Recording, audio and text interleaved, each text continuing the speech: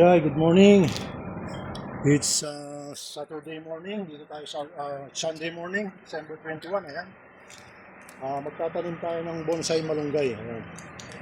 Bigyan ko kayo ng konting tip paano magtanim ng bonsai malunggay gamit ang Nescafe. Ayan. Hindi tayo magkakape ha. Ayan.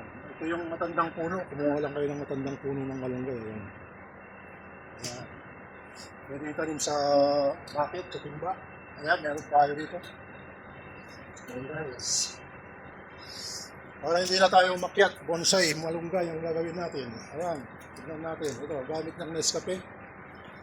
Ayan guys. Ayan, budburan natin ng Nescafe. Ayan.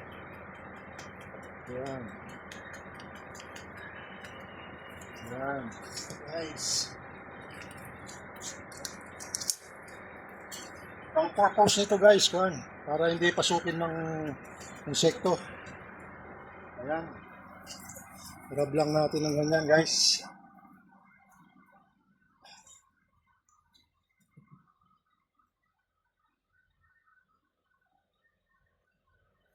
Ayan. Para hindi magkapunggos at hindi mamatay. Yes. Kung isa naman, okay.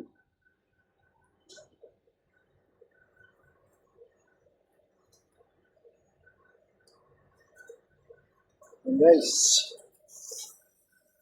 ayan. Hindi siya pasukin ng uod ba? Nescafe lang yan. Huwag kayo magkape ha. Ayan. And guys, tapos ibaon na natin dito sa may lupa. Ito lang.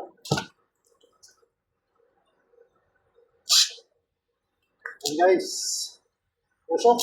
Ayun. Usok natin. Ayan. Isa.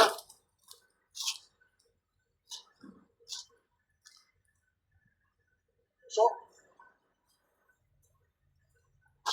Ayan guys.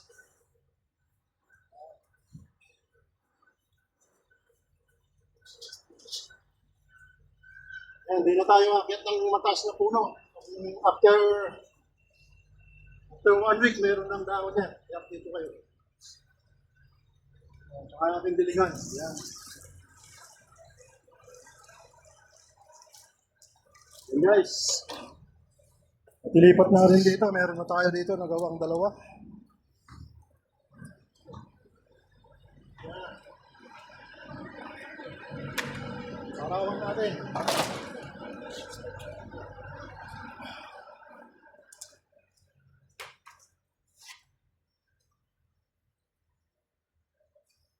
Okay, ayan ang malagay natin. I-update ko kayo after 2 weeks. Makikita niyo yung resulta. Okay guys, see you.